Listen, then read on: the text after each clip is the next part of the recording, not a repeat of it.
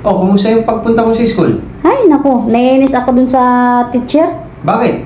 Ang daming sinasabi. Kisyo, pagsabihan ko daw yung anak ko, disiplinahin. Anong akala niya sa akin? Batang maliit? Pagsabihan niya ng ganun.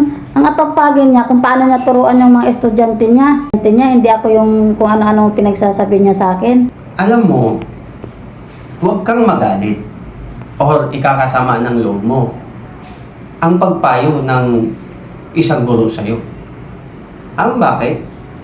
Mabuti ka pa nga at pinapayuhan ka ng guro na concern sa anak mo. Bakit? Nakita niya ang mga maling ginagawa ng anak mo. Baka kasi sa sobrang busy mo, hindi mo na napapansin ang mga anak mo. Huwag kang magalit or sumama ang loob mo. Ang pagsabi niya sa'yo ay hindi para ituwid ka.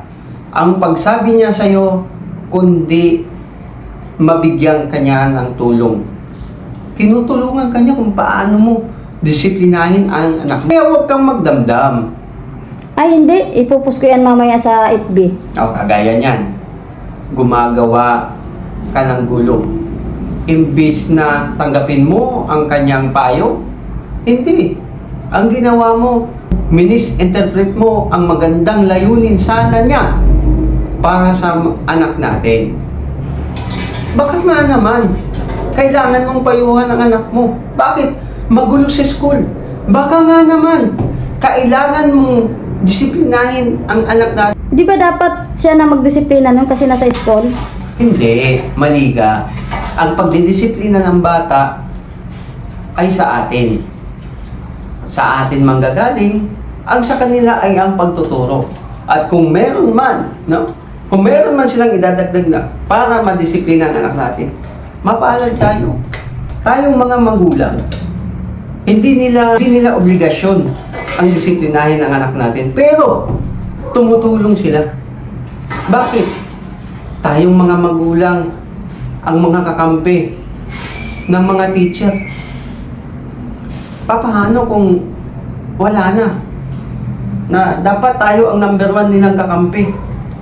Eh di wala na yung mga estudyante na dapat turuan ng magandang asal upang lumaki sa pamayanan ng maganda ang kinabukasan. Kaya ikaw, huwag ka na magdamdam. Dapat ka pa nga magpasalamat dahil may malasakit ang teacher sa anak natin. Di ba? Napakaganda nun. Napakaganda ng sinabi niya sapagkat nakita niya siguro ang mga ginagawa ng anak mo. Kaya kanya nasabihan ng gano'n. Ah, ganun ba? Yun pala ang ibig niyang sabihin. Hindi ko kasi kanina naintindihan eh. Yan ang sinasabi ko sa'yo. Huwag mo kaagad pairalin ang init ng ulo mo. Ah, sige. Tatawagan ko na lang mamaya.